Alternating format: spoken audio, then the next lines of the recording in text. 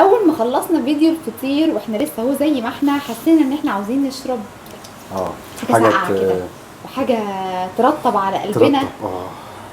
ولقينا بقى ان احنا كنا جايبين الشيء ده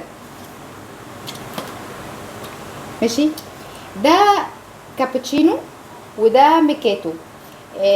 دول من براند موفنبيك بتاع الايس كريم والكلام ده.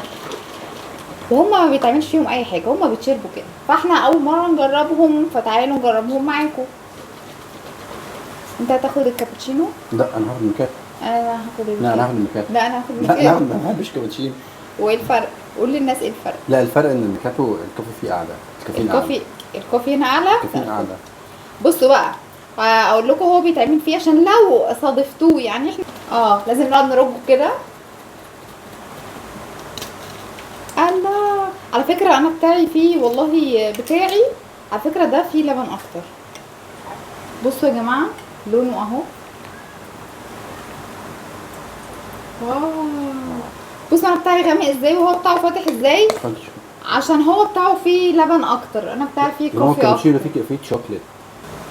جبنا شاليمو. يلا بينا. قول لنا الفرق بين الكابتشينو بقى ايه الفرق بين الكابتشينو انت بتقول ان ده فيه كوفي اكتر. انا مش خبيره الصراحه ده اللي فيه كوفي اكتر، ده فيه شوكليت بس ده لونه فاتح. طب يلا ندوق. يلا ندوق. إيه؟ لا معلش يلا ندوق، انا مش هعدي الموقف. يلا ندوق. يعني ايه يلا ندوق كده الله، يعني كانه نسكويك بس بطعم القهوه. عشان ايه؟ عشان فيه كاكاو او شوكليت. طعم الكاكاو طاغي جدا. هو كوتشي كده بس. انا عايز ايه منه لما اخلص طيب.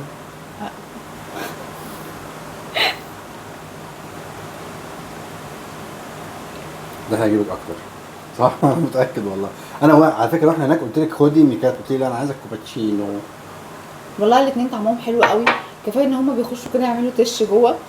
انا ما شفتهمش بصراحه في حتت كتير. احنا كنا بنتمشى كده في جورميه. ده انا كنت بجيبهم. كنا بنتمشى كده في جورميه ولقيناهم فقلنا نجربهم، خصوصا ان هم كان سعرهم رخيص، كان واحد ب 32 جنيه. طعمهم حلو قوي. فبصراحه طعمهم حلو قوي. انا انصحكم بقى لو انتوا بتتمشوا في اي حته كده ولقيتوهم جربوهم. حلوين. ايه ده انت خلصتوا؟ اشربي ده. انا ببدل. احط الاثنين على بعض. لا مش هحط. لا انت كده تشرب كله. امسك. لا بق وخلاص مش عايز تاني. بفلوسي. ايه ده؟ ايه ده والله انت سايب لي التلج. بفلوسي.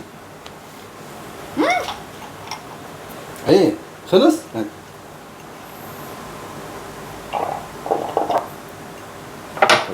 ما الف هنا. كملي ده.